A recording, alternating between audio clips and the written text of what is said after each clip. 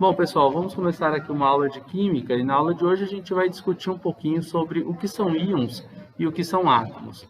Com relação a íons, a gente tem dois tipos de íons.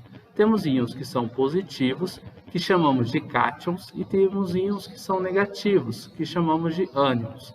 Quando a gente tem um íon positivo, a gente diz que a gente perdeu elétrons. Observem que aqui eu coloquei uma carga positiva. Se só tiver um mais, significa que a gente perdeu um elétron.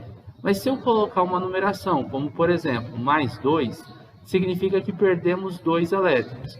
Eu sei que é um pouco estranho falar que quando está positivo a gente está perdendo alguma coisa. Como no geral a gente pensa que está positivo é porque ganhou. Mas o elétron ele tem uma carga negativa. Então quando você ganha elétron, sua carga vai ficando negativa. Se eu ganhar um elétron, a carga é menos 1. Se eu ganhar 2, a carga é menos 2. 3 é menos 3 e assim por diante. Então, os íons eles têm de dois tipos. Os íons onde nós perdemos elétrons, e os íons quando nós ganhamos os elétrons. Quando ganhamos, a carga fica negativa e a gente chama esses íons de ânions. E quando perdemos elétrons, as cargas ficam positivas e chamamos esses íons de cátions. Um átomo no estado fundamental, eles possuem um número de prótons igual ao número de elétrons. Isso daqui é um átomo qualquer. Por exemplo, se eu coloco o átomo de carbono e digo que ele tem número atômico igual a 6, o número de prótons dele, que é sempre igual ao número atômico, também vai ser 6. Aqui eu não coloquei nenhuma carga, nem positiva, nem uma carga negativa. Quando não tem carga, a gente diz que esse átomo está no estado fundamental. Então, o número de elétrons tem que ser igual ao número de prótons, também vai ser 6.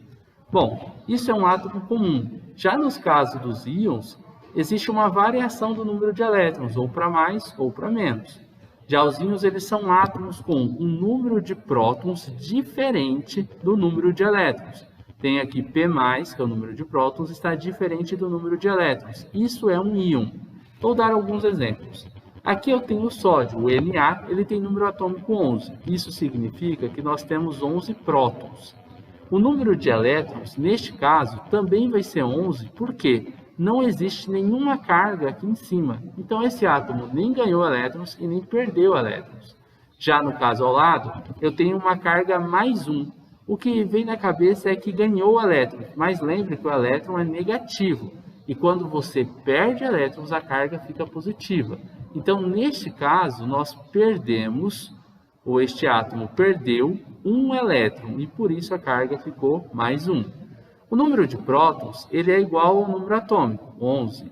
E o número de elétrons era para ser igual, era para ser 11 também. Só que como perdemos um elétron, ele vai diminuir para 10.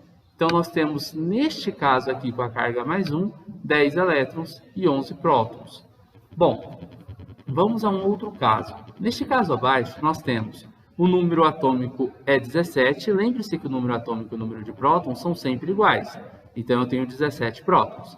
O número de elétrons, ele vai ser 17 também, porque a gente tem aqui uma carga zero. Não aparece nada aqui em cima, então o número de prótons e elétrons é igual.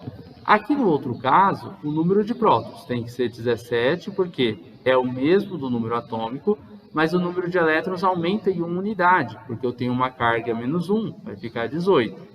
Observe que quando está negativo é porque este átomo ele ganhou um elétron. Se a gente tivesse um número menos 2, ele teria ganhado 2 elétrons. E aí a carga dele já seria não 18 elétrons, mas sim 19. Nesse caso, vou colocar apenas 1. Temos nomes diferentes que nós damos para eles. Quando eu tenho uma carga negativa, eu digo que esse íon é um ânion. Já quando eu tenho uma carga positiva, eu digo que este íon é um cátion, pois sua carga é positiva. Basicamente é isso, nós terminamos por aqui a resolução de mais um exercício de química, resolvendo essas questões abaixo, e também essa discussão sobre íons.